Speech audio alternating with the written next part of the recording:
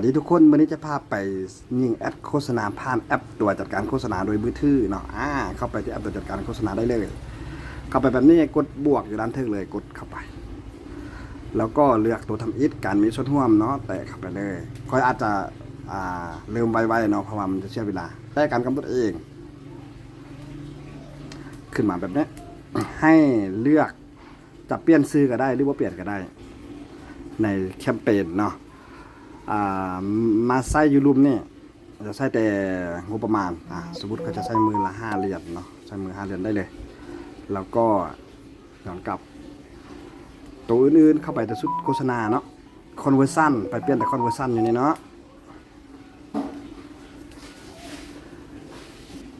อยู่คอนเวอร์ซันนี่ให้เลือกเพศที่ตัวเองจะยิงเนาะเลือกเพศที่ตัวเองจะยิงได้เลยถ้ากรณีตัวเองมีเพศหลายเนาะสมมติเขาจะยิงโพสต์นี้เพจนี้กดเข้าไปได้เลยอยู่บนนี้ให้กำหนดเนาะว่าจะให้ทักมาบนแอปบอลหรือว่าทักเป็น Messenger ตัวนี้จะเอา Messenger อย่างเดียวเนาะแล้วก็ย้อนกลับได้เลยอยู่นี่การกำหนดเวลาเนาะการกำหนดเวลาเนี่ยมันจะมีมือเริ่มต้นเนาะแล้วก็มือสิ้นสุดถ้าจะกำหนดมือสิ้นสุดนั่นหมายความว่าเรากำหนดมือสิ้นสุดถ้าบอกกำหนดมันจะเปรตต่อเนื่องเลยเนาะถ้าจะกำหนดมือสิ้นสุดได้เปิดมือสิ้นสุดอย่างนี้แล้วก็กำหนด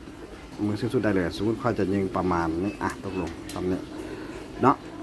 ตัวนี้มือเริ่มต้นตัวนี้มือสิ้นสุดเนาะหลังจากนั้นก็ย้อนกลับได้เลยแล้วก็ไปกลุ่มเป้าหมายตัวนี้ให้แก้ไขเนาะสำหรับของผู้ใดที่อยากเป็นปลดอากรคือของเฮาเนาะก็ใส่เปลี่ยนเป็นประเทศลาวก่อนเนาะใส่ลาวก่อนแล้วก็กดไปที่ติ๊กอยู่นี่เนาะอันนี้มันยังได้2 ประเทศกดแก้ไขอีกบัตรหนึ่งเนาะแล้วกดแก้ไขอยู่บนนี้แล้วก็ติ๊กลิเบียนี่ออกแล้วลบออกได้เลยเอาแต่ประเทศลาวเนาะกลับไปได้เลยบันทึกเนาะแล้วก็อยู่วันนี้ใช้ความสนใจ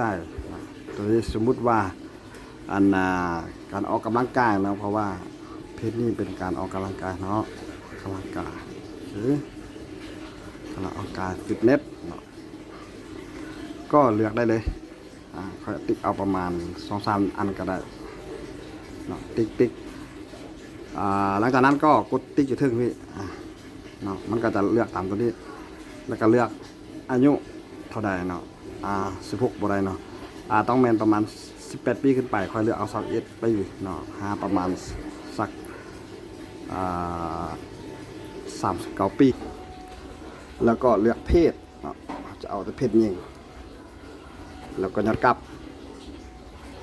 ตำแหน่งจัดวางนี่จะกำหนดก็กำหนดบอกกำหนดว่าเป็นอย่างไปชุดที่3เลยชุดที่3เปลี่ยนซื้อก็ได้บ่เปลี่ยนก็ได้เลือกการตั้งค่านี้แล้วก็แต่วันนี้เลือกใช้โพสต์ที่มีอยู่แล้วแล้วย้อนกลับได้เลยแล้วก็ไปเลือกโพสต์เนาะโพสต์ใดก็ได้